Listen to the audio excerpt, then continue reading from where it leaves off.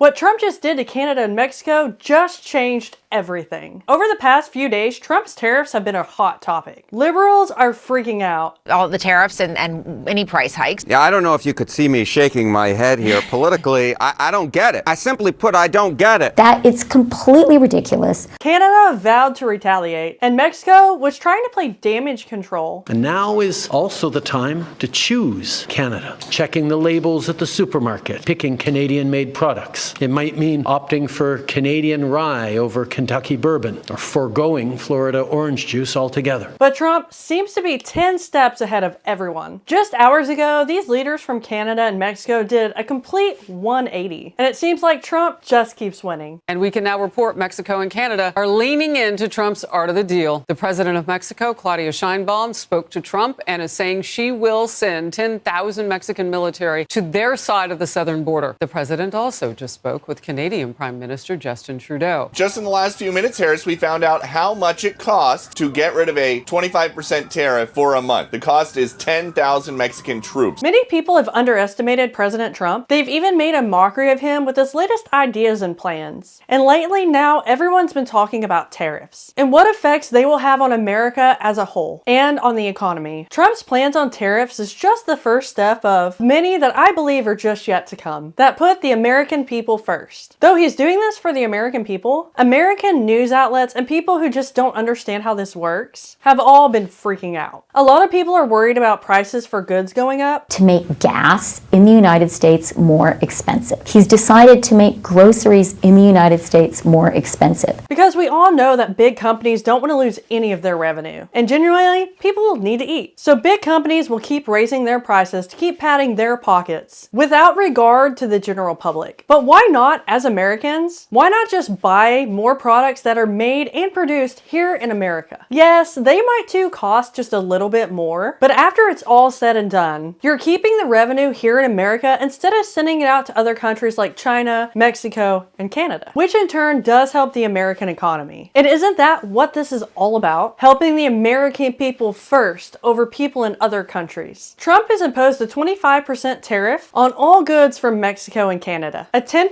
tariff on Canadian energy, and a 10% tariff on all goods coming out of China. However, our neighbors to the north and south have not been happy about this at all. As our allies to the north threaten to hit back, leadership is about doing what's right, not what's popular, and hitting back will not lead to anything good. Canada will decline. They've been threatening to retaliate in response to these tariffs. Canada even going as far as threatening to cut off power supply to America. This would affect about 30 of the 50 states here in America that engage in electricity trade with Canada to meet the demands. Some of these states include Michigan, Montana, Illinois, and even New York. So a lot of these areas have huge populations that are relying on Canada's energy to power everything. So there is quite a bit of the population up north that would be affected. We will, of course, respond to unfair tariffs. We will go to the extent of cutting off their energy. But you really can't help but see that these threats are to delay or try to force Trump's hand into getting rid of the tariffs altogether. 60% of your energy is relied